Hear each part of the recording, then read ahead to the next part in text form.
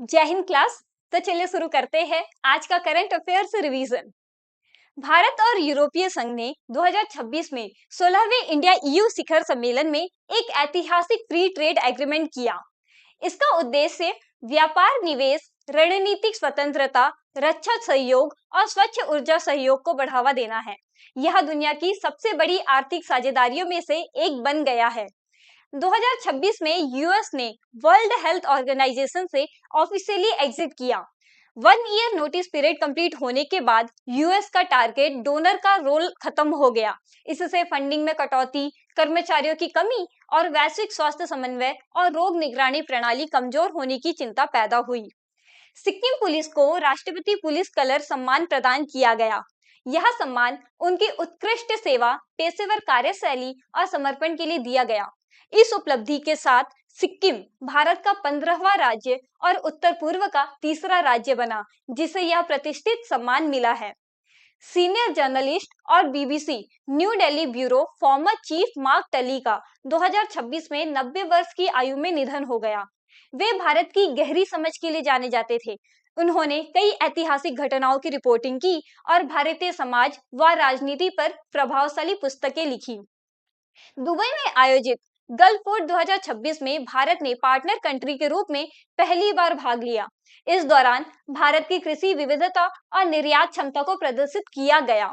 यह भागीदारी वैश्विक खाद्य व्यापार में भारत की बढ़ती भूमिका और खाड़ी क्षेत्र के साथ मजबूत होते आर्थिक संबंधों को दर्शाती है।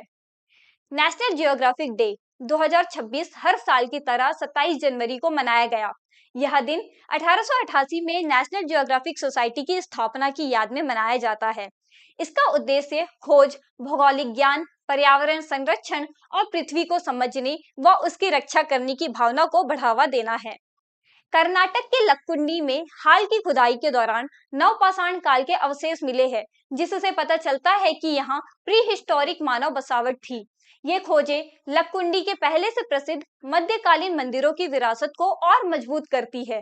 इन नए प्रमाणों से लक्कुंडी को यूनेस्को वर्ल्ड हेरिटेज लिस्ट में शामिल कराने की कोशिशों में और मजबूती मिली है। चीन ने जियांगसू प्रांत में दुनिया का सबसे बड़ा कॉम्प्रेस्ड एयर एनर्जी स्टोरेज बिजली संयंत्र शुरू किया है। यह प्लांट नवीकरणीय ऊर्जा को बड़े स्तर पर संग्रहित करने में मदद करेगा और बिजली ग्रिड की स्थिरता बनाए रखेगा। यह कदम चीन के हरित ऊर्जा परिवर्तन को तेज करने की दिशा में एक बड़ा प्रयास है। अंतर्राष्ट्रीय सीमा शुल्क दिवस 26 जनवरी 2026 को मनाया गया। यह दिन दुनिया भर में सीमा शुल्क प्रशासनों की भूमिका को उजागर करता है, जो व्यापार को सुगम बनाने, सीमाओं की सुरक्षा और कानूनों व कुशल अंतर्राष्ट्रीय व्यापार को बढ़ावा देने में अहम योगदान देते हैं। केंद्रीय मंत्री ज्योतिरादित्य एम सिंधिया ने गुवाहाटी में 82.5 करोड़ रुपए की लागत वाली बांस क्षेत्र की 2 बड़ी परियोजनाओं की शुरुआत की।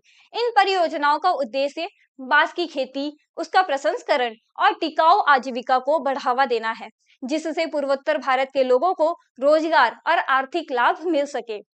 पुडुचेरी के पाजीनीवेल, जो पारंपरिक तमिल युद्धकला सिलंबन के प्रसिद्ध गुरु है, को पद्मश्री से सम्मानित किया गया। यह सम्मान उन्हें सिलंबन को संरक्षित करने, सिखाने और भारत व विदेशों में प्रचार प्रसार करने के लिए जीवन भर किए गए योगदान के लिए दिया गया है। जय हिंद।